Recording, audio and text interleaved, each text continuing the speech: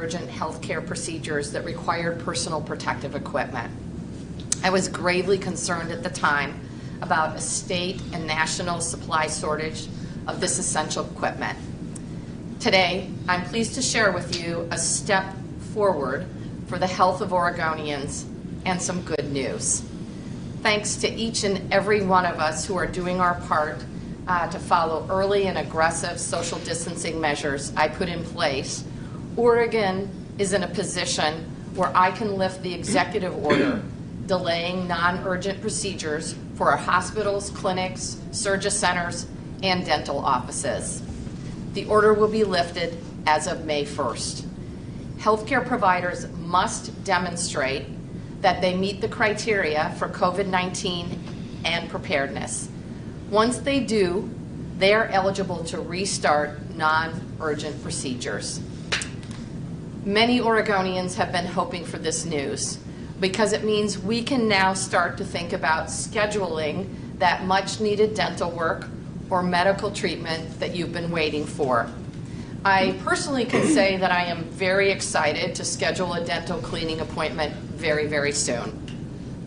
But I have also heard from many Oregonians who have felt the physical and emotional pain of putting their health care on hold, from a delayed knee surgery to a fertility treatment. I'm really grateful to allow these important procedures to resume. I know that halting these types of procedures has been an added strain to Oregon's rural hospitals and healthcare providers during this crisis. This order allows them to get back to providing much needed care for Oregonians across the state. Today's good news is a signal that Oregon is on the right path in fighting this virus. It's just a small step, and one that, like many others, we need to take with caution. As hospitals, clinics, and dental offices begin non-urgent procedures back online, bring them back online, we have to remain vigilant in how we're going to do it. I think, as many of you know, I grew up in Minnesota, and in the winter, our ponds and lakes would freeze over. I love to ice skate on our ponds. When you try and walk on the ice, you'd take a small step, put your weight on it, and then take a pause. If everything was okay, then you'd take one more step, put your weight on the ice, and pause again. This is similar to how we're approaching reopening in Oregon. We're only stepping onto the ice carefully and cautiously, one step at a time. If we see a crack in the ice or find ourselves in a precarious position, then we may need to pause for a bit longer. Sometimes we may even need to take steps back toward more solid ground. By lifting this order, we're giving our hospitals, our clinics, and medical offices the green light to move forward with non-urgent procedures. But let me be very, very clear. We still need to proceed with this step very carefully. We will continue to monitor how this will affect our hospital systems and our healthcare workers in line with how the virus is moving through our state. Lifting this executive order will also have a real impact on many of our hospitals and clinics, especially in rural Oregon, where these procedures play an important role in the financial stability of our healthcare system and our workforce. It will also have a real impact on the quality of life for many Oregonians who have patiently waited to schedule these important procedures. Thank you again to each and every one of you, every Oregonian who has followed the Stay Home to Save Lives order. Thank you to every single dental and veterinary office that donated your PPE to our hospitals at the outset of this crisis. We were able to lift this executive order because of our collective efforts to protect each other, and I'm very grateful for that. With that, I'm going to kick it over to Dr. Dana Harganani to share additional details of the guidance.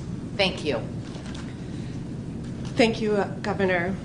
We have been watching our case counts and COVID-19 hospitalizations closely, And as our modeling indicates, it appears that our aggressive physical distancing measures combined with increased hand hygiene have dramatically reduced the burden of COVID-19 in Oregon.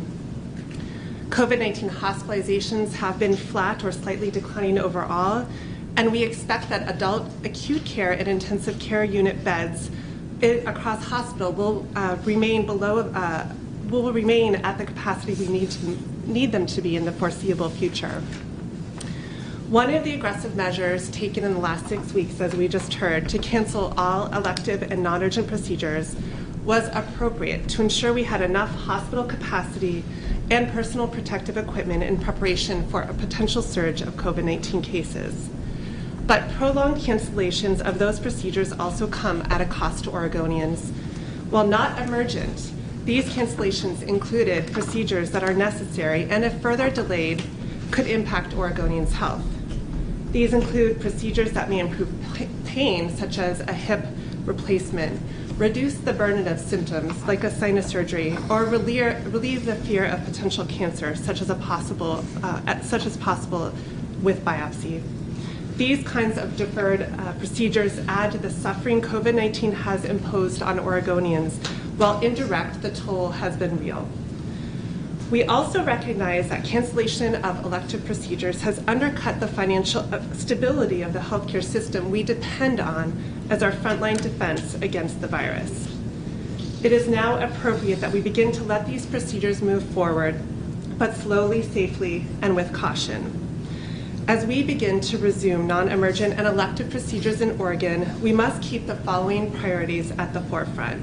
First, to minimize transmission of the virus to patients, healthcare workers, and others, to avoid further delays in needed healthcare for Oregonians, to maintain adequate hospital bed capacity in case of an increase in COVID-19 cases, to minimize transfers to skilled nursing facilities and other long-term care facilities due to the vulnerability of these congregate care settings, and finally, to reduce the financial impacts to Oregon's health system.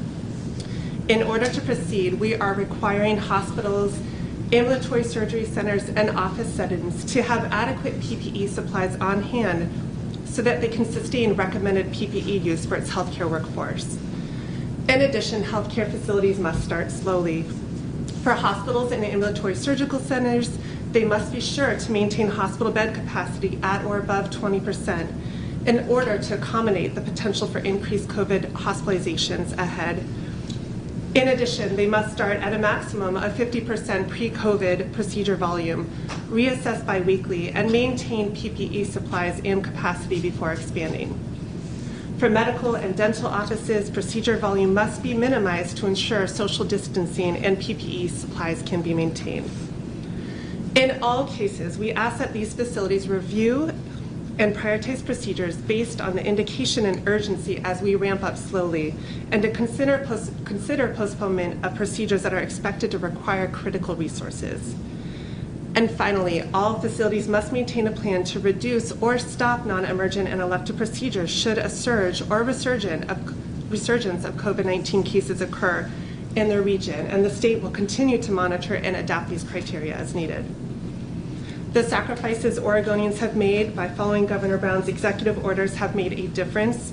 By staying home, Oregonians have saved lives. This is one small step towards reopening in our state, and it's only possible because of all of the work we've done together to contain COVID-19. The framework we are putting into place is a balanced and safe way to get our healthcare workforce back to work and address the important healthcare needs while being prepared to slow down as needed. Thank you. Dr. Goldberg. Just a couple quick comments about the medical advisory panel and the process. I think that Governor Brown and Dr. Haganani have really outlined things really well. The COVID crisis has really, highlighted, I think, for many of us, the importance of our healthcare workforce and our healthcare infrastructure in the state, and particularly our rural hospitals, where oftentimes rural hospitals are the only healthcare for many, many miles in harsh conditions. And so the group that was advising the governor and the Oregon Health Authority really, I think, took an approach to balance a couple of really important things. I think number one, the ability for our state to continue to safely meet patients' needs. And then secondly, the other key factor was, how do we keep our vital healthcare system up and running, our rural hospitals in particular, so that they're there when we need them. And, the group included hospital chief medical officers, epidemiologists, public health experts, nurses, and individuals that came from across Oregon, rural communities, urban communities, and I think we're able to provide the appropriate kind of input to get this started, and an ability and a commitment to continue to monitor this so that we can make adjustments as we go along. We're in, people have talked about, I think, a whole lot the unprecedented nature of our circumstances, and indeed that's the case. So these guidelines really are a start at opening up our hospitals, making things more available to patients, and we'll continue to monitor and provide the kind of advice so that people can have some security in knowing that this is being done in a way that'll maintain safety. Questions? All right, Charles. we're going to open things up for questions. If you're on the phone line, please press 0 to speak to the operator and get to the question queue. We're going to start out with Tess Risky from Willamette Week. Go ahead, Tess. Charles, would you repeat the question when she's done, please? Thank you. They won't be able to hear me, though, so... Okay. Yeah, go ahead, Tess. Hey, this is Tess. Can you hear me okay? Yes. Okay, here. Well, I've spoken to a few healthcare workers who said that they feel this announcement has come a bit too soon. So my question is, what evidence do you have that frontline workers have adequate PPE to resume elective procedures on May 1st? Tess, this is Governor Brown, and I'll just talk generally about our Oregon supply of PPE. Due to the tremendous generosity of our doctors' offices and veterinarian clinics across the state, we have been able to collect an amount. Oregonians working on the front lines have also done a really good job conserving PPE. The good news is that Oregon is scheduled to receive the Battelle machine that allows for safe and environmental cleaning of masks. And then Oregonians have been very creative and innovative in terms of producing masks and gowns, and really appreciate the innovation and ingenuity that Oregonians are showing. We've got companies large and small, from Nike to Renewal Workshop in Cascade Locks, that are making personal protective equipment. And then the procurement team at our Department of Administrative Services has done a phenomenal job procuring masks and gowns, and looking forward to some extremely large shipments in the next few days. But I'm happy to turn the rest of the question over to Dr. Harganani or Dr. Goldberg. Dr. Harganani, take it away. Yes, I think pointing out, as you already did, Governor, the importance of the volunteer surplus that has been given to the state, as well as I think really the increase in receiving PPE from various sources has been critical. I would also say I would agree completely that PPE is an important part of the guardrails for opening up these procedures, and that's why some criteria have been explicitly placed in this framework for moving forward with elective procedures, specifically ensuring that adequate PPE is in place to ensure the safety of our healthcare workforce and patients. Great. Thank you. And just a reminder again, folks on the phone, please press 0 to enter the question queue. Next, we have Lisa Balick from Point. Go ahead, Lisa. Yes, good morning. 2 questions. First, what about veterinarians? Are they under this, or if not, when will they be allowed to go back to practicing? That's my first question. Lisa, I'll go ahead and take that. I know that those of you with cats, dogs, and other animals really want to get in to see your veterinarians. I'm not sure your animals are excited as you are about getting into those offices, but that's something we'll be working on. That was a separate executive order, and we'll have a different timeline. Again, I want to say thank you to our veterinarian offices across the state. that donated their personal protective equipment so that we could ensure that we had an adequate supply during the COVID-19 crisis. And we'll look forward to getting you open very, very soon. I don't know if you have anything to add on that. Just agree, we're working on building off of the frameworks we've already created and expect to have that online in the very near future. Your second question, Lisa. Thanks, Governor. Governor, so far the State Health Authority is saying that there is a 5% positive test case rate in the state, and that's been pretty consistent out of those who have been tested. But a lot of people wonder, when only about 40,000 out of a 4 million person population has been tested, how valid is that number? In other words, how safe are we? And also, when can somebody who wants to be tested, who doesn't have any obvious symptoms but could be positive, be able to just be tested? Lisa, I'll let the physicians at the table answer your question about testing. Who wants to take it first? Go ahead, Dr. Harganani. Yes, in response to the question, it is true that we've maintained percent positive amongst our testing cases at about 5%, although that has actually been declining. And I think for us, that indicates that we, with our guidance, have really been targeting the people who are most at risk of having COVID through our guidance and through the healthcare provider discretion in terms of those testing. We know that expanding testing capacity is critically important as we continue moving forward with reopening Oregon. We see further testing capacity coming on board. We just completed a survey with our labs across the state. We now looks like we have up to 3,000 tests possible per day based on, of course, ongoing challenges and focus on our supply chain. So we anticipate to be able to expand that. We have updated our guidance at OHA to expand those both with symptoms that we provide guidance on for testing, with as testing capacity moves forward, further testing for asymptomatic patients, and we continue to monitor when that capacity will be possible. Now, much as you're seeing today with the loosening of restrictions on hospital elective procedures, as the state gets more and more testing capacity, there'll be changes in the ability of people to be tested. And this is something that the Oregon Health Authority is certainly working on every day and getting a lot of input from this medical advisory panel about how to sort of move forward in a way that's safe and effective for the state as well, as the state gets more and more testing capacity.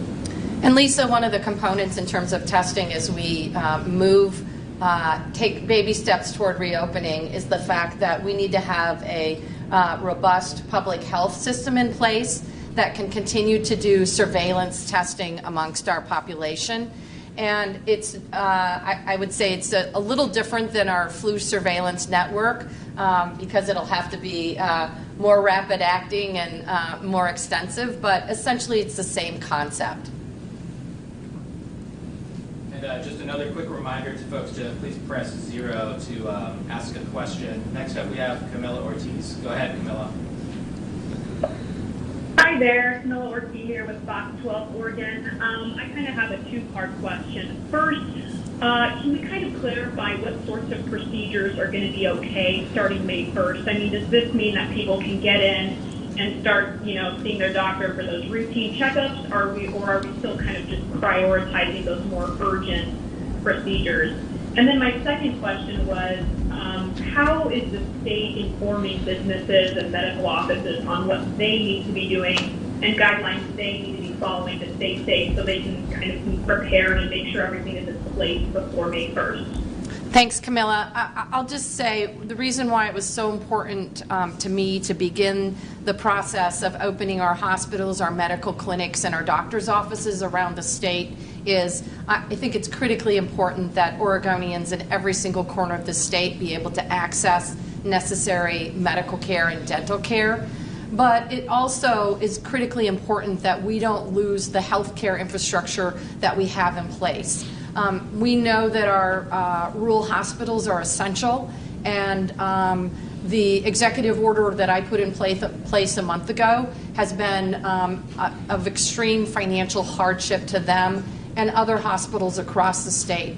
That's why we thought it was really important that we move in this direction as long as we can do so safely. And with that, I'll turn it over to Dr. Harganani.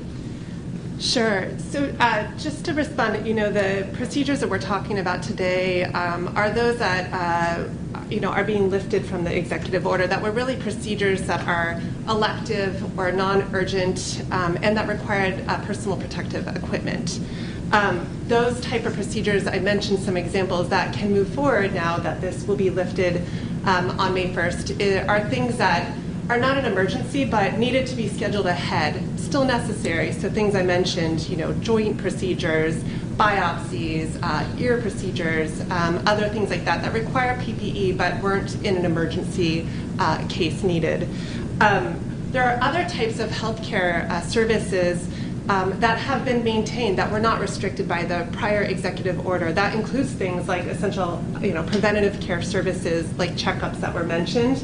Our guidance are that those can be continued and have been continued, but needing to give thoughtful consideration for risk of transmission in an office setting. So encouraging people to use telehealth services where they can, maximize social distancing within an office setting.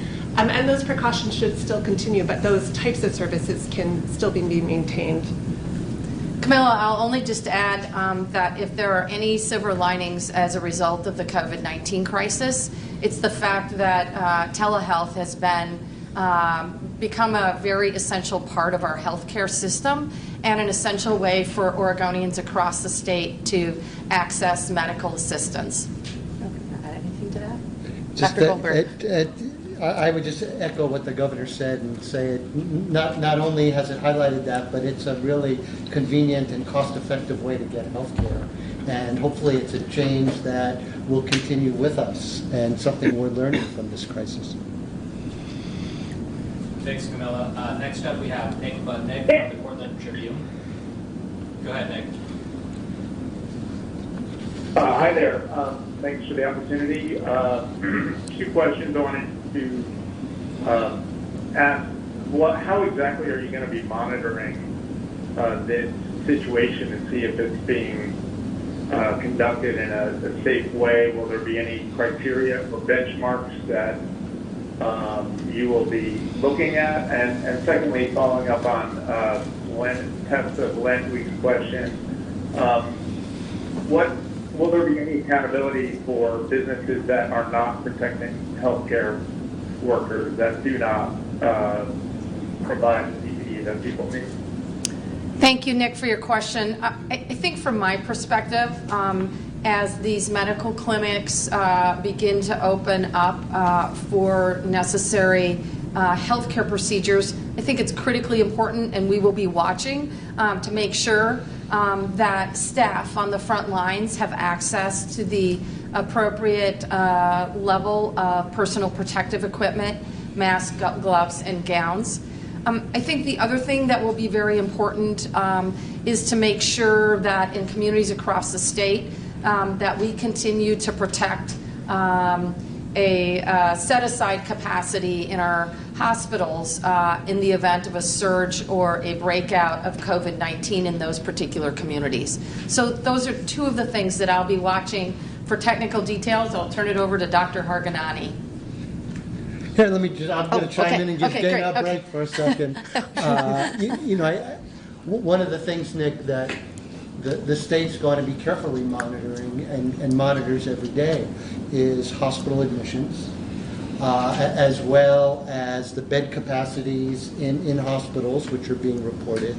And lastly, obviously, and most importantly, the state is monitoring the number of cases and the testing that's going on around COVID. And so as a result, there'll be an ability to see in terms of those metrics whether or not some of the steps that have been taken have had any kind of an adverse effect on what's going on in our community. So I think that there's going to be an ability to monitor the effects of this. Thanks, Nick. Next up, we have Pat Duras from KGW. Go ahead, Pat.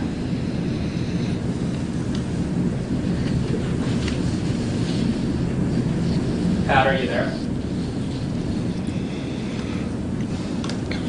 Is someone from KGW on the line? Can you hear me now? Yeah.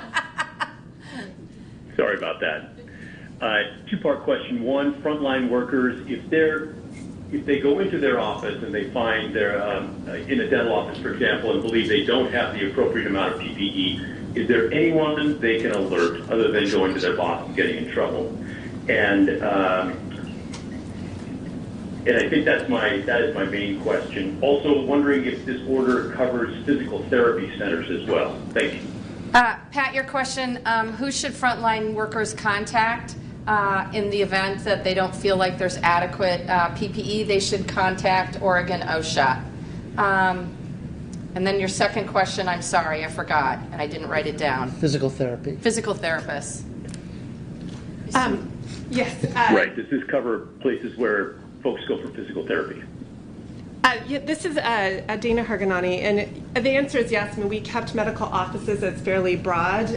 Again, the particular focus on this are procedures that had required PPE, and those may be limited in a physical therapy setting. So again, ongoing precautions around social distancing and infection control should be maintained, both in a physical therapy setting as well as other medical offices.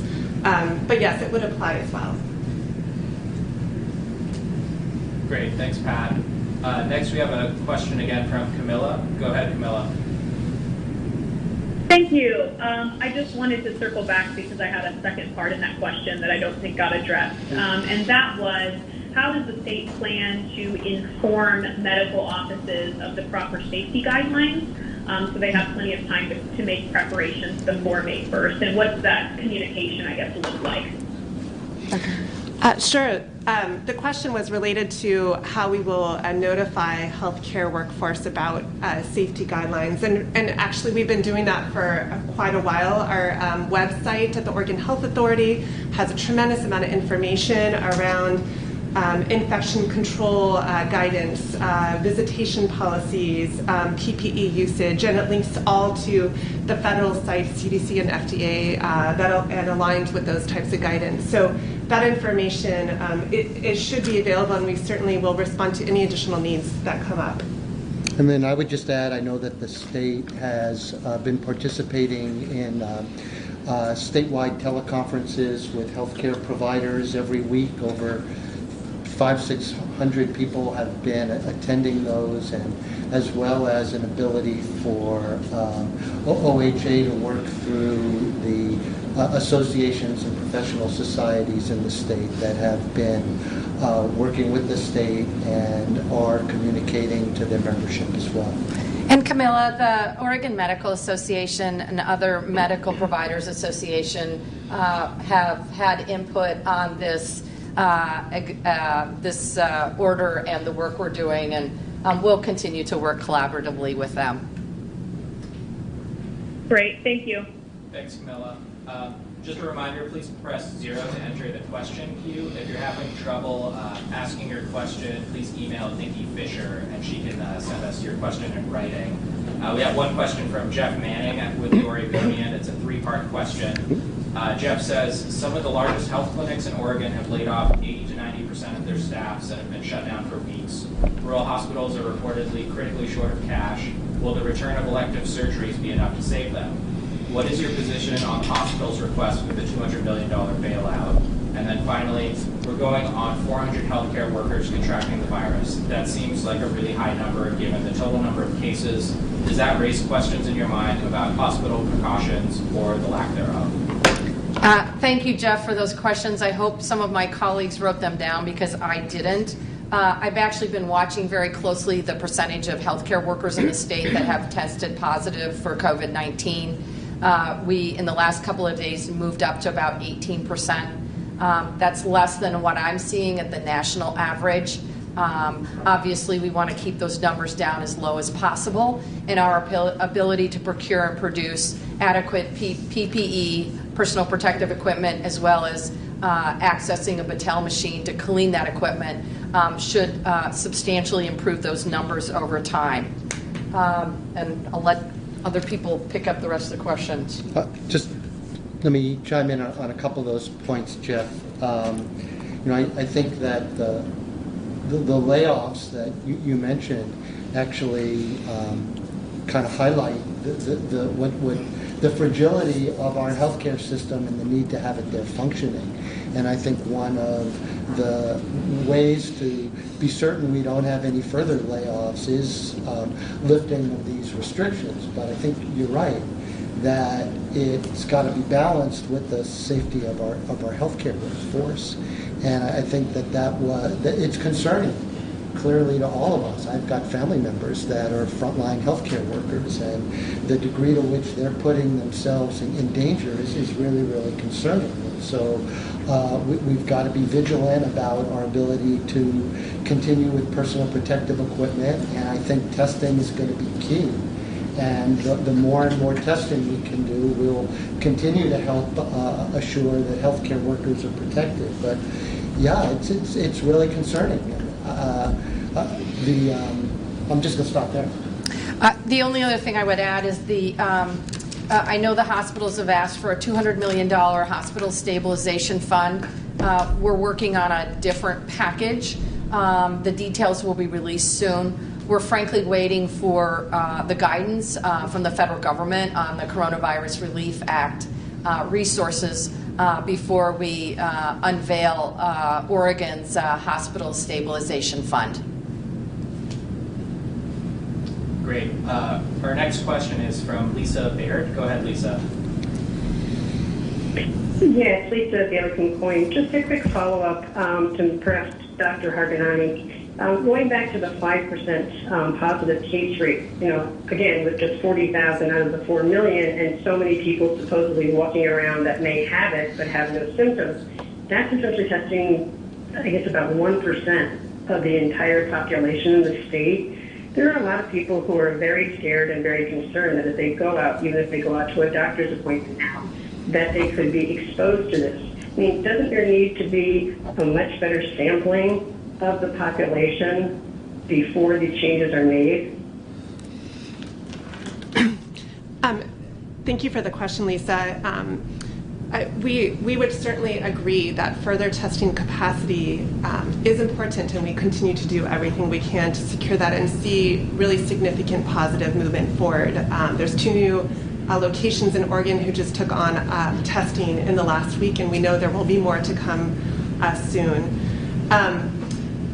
I think an ongoing, as we already mentioned, the role of testing in ongoing surveillance and monitoring for where our impact is with COVID down the road, and managing cases and case contact tracing and testing is also going to be critical.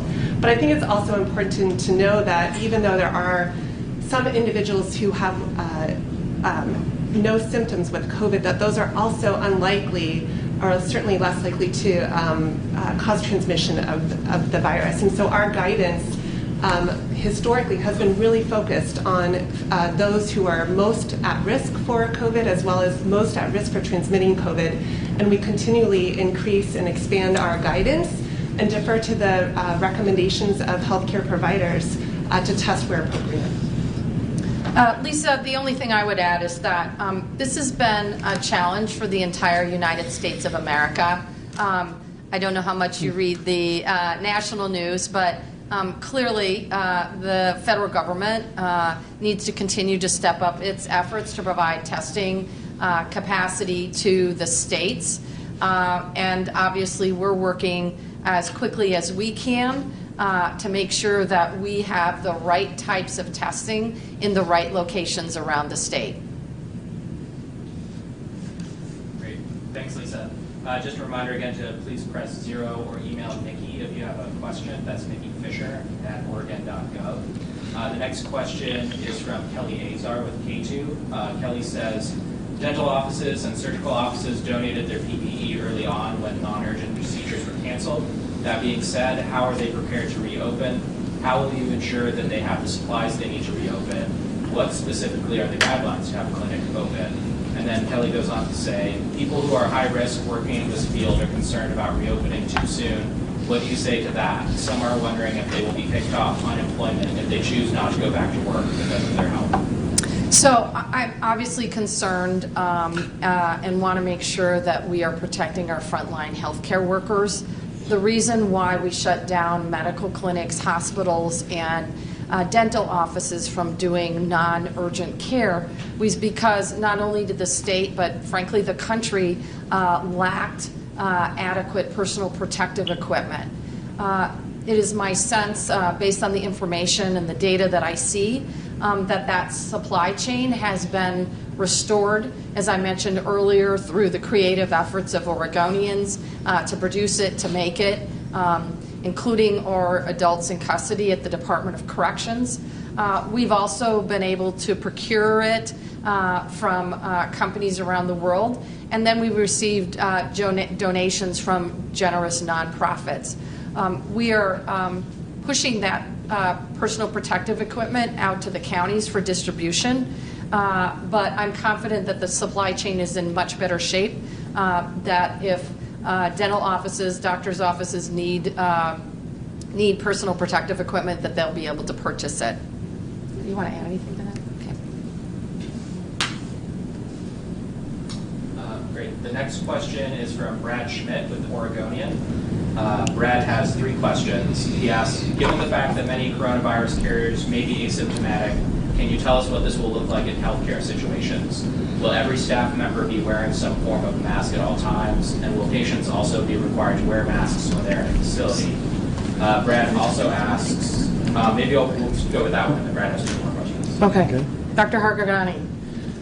Sure. So already we have guidance for the general population to consider wearing a mask when out in public, and in particular when social distancing challenges are in front of them. I would anticipate that we'll maintain the same as more people enter offices or healthcare settings. Of course, individually, hospitals and other facilities have already created their own guidelines for required masking, and those will continue to be directed by their own infection control policies. And we also, as I mentioned earlier, have very clear guidance about appropriate use of PPE, when it should be used by healthcare providers, how it should be used depending on the type of procedure, whether it's aerosolizing or not. And those will be as important as ever and need to be continued. And that's, again, why adequate supplies of PPE were a critical part of our criteria for these elective procedures to move forward. Great. And then Brad's next questions are, what specific benchmarks will you be monitoring to ensure that the ice isn't breaking? We're currently at 124 hospitalizations, 37 ICUs, 24 ventilators. Is there a numeric threshold you're looking for, 20%, 50%, or 100% increase? And then Brad also asks, contact tracing is vitally important going forward. OHA has said it believes 600 tracers need to be hired. How did the state arrive at that number, and how confident are you that the state can ensure contact tracing is done effectively to ensure containment going forward? And Brad also thanks everyone for their time. Thanks, Brad. I'll just talk briefly about contact tracing. It's very, very clear that we need a much more robust public health strategy around contact tracing, around testing, and around isolating and quarantine. I've asked the Oregon Health Authority to develop that strategy, and we'll be seeing the draft of that plan in the next couple of days. But the information that I have in terms of the data, we're using information that we receive from the CDC, from epidemiologists, from our local research universities, all going into coming up with a number. The medical advisory panel has been crucial in helping us develop these guidelines, and I anticipate they will be crucial in helping us develop the guidelines in the future.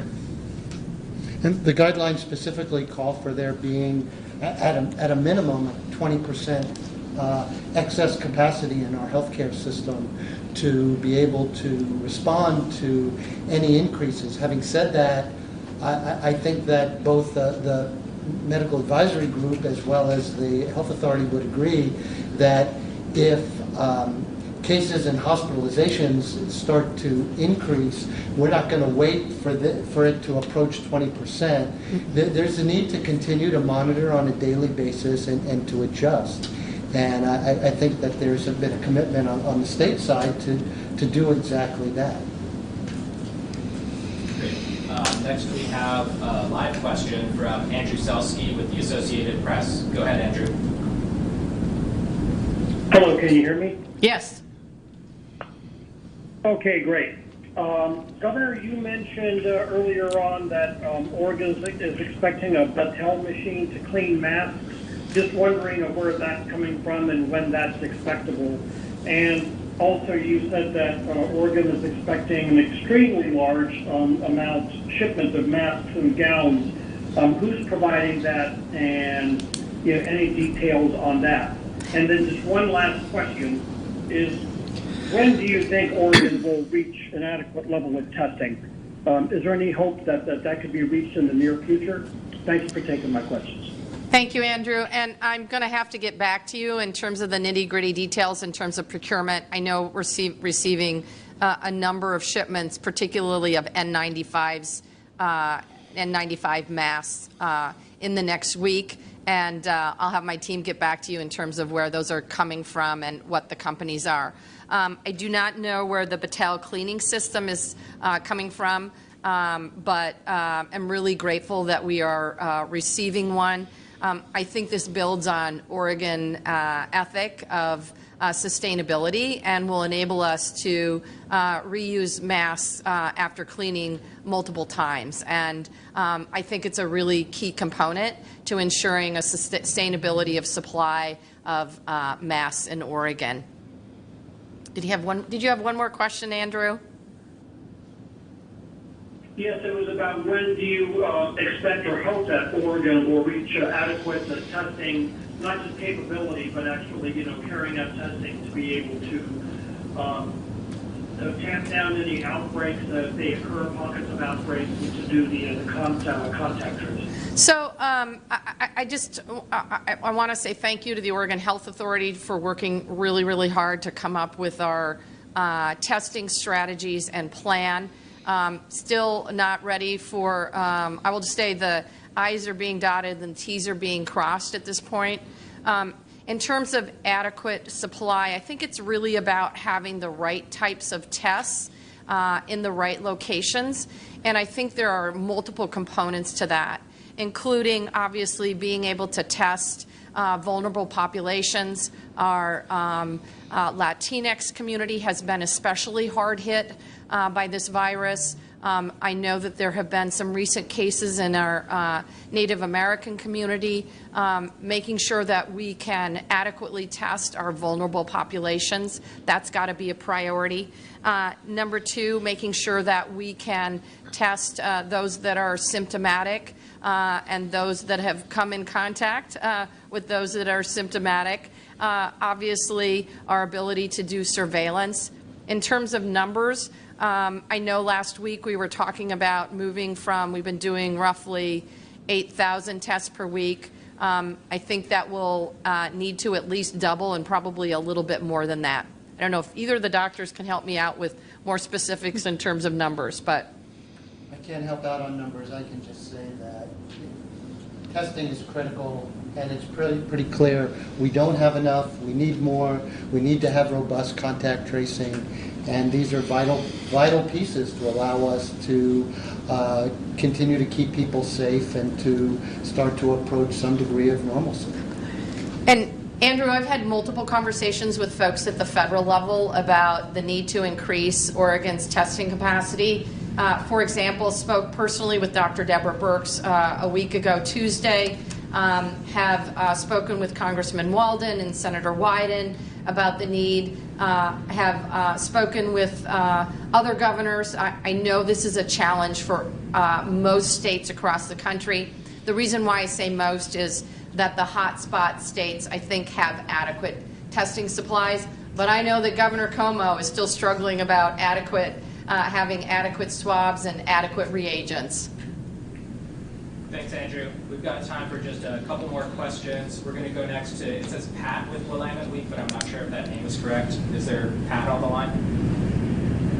Tess from Tess. Willamette. Okay, thanks. Yeah. Sorry if this question's already been answered, but Governor Newsom in California today made a similar announcement, except for his order does not include cosmetic procedures. I'm wondering, will Oregon allow cosmetic procedures starting May 1st? Go ahead, Dr. Harganani. Yes, I'll just tell you that what we have started this opening by asking our facilities to really start slowly and to intentionally focus on those procedures that have the most urgency and to look at the indications for those. So we are not telling providers exactly what they can or cannot do, but we know that those that are most urgent and necessary are going to be the first on the list as these procedures open up. I think, Tess, this is a great example of taking a step on the frozen pond to make sure that it's actually solid. And I think we're testing to see if it's solid. And if it's not, we're going to take a step backward. And if it is solid, we'll be able to take another step forward. Okay, thank you. Thanks, Tess. Thanks, Tess. We've got one more question. This one comes from Rob Davis with the Oregonian. He says the Supreme Court. He has a question on the Supreme Court ruling on donation limits.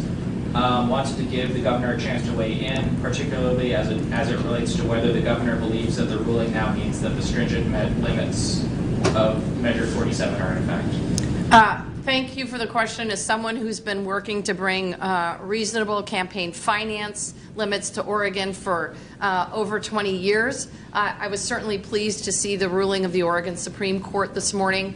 I think this moves to more of a case-by-case determination in terms of whether limits are reasonable. It is my plan at this point in time, once we're beginning the reopening work, that I will continue our efforts to amend Oregon's Constitution, Article 2, Section 8, to clarify that we do have the ability, either through the legislature or by the people, to enact reasonable campaign finance limits in Oregon.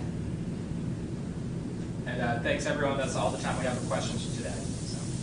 Thank you.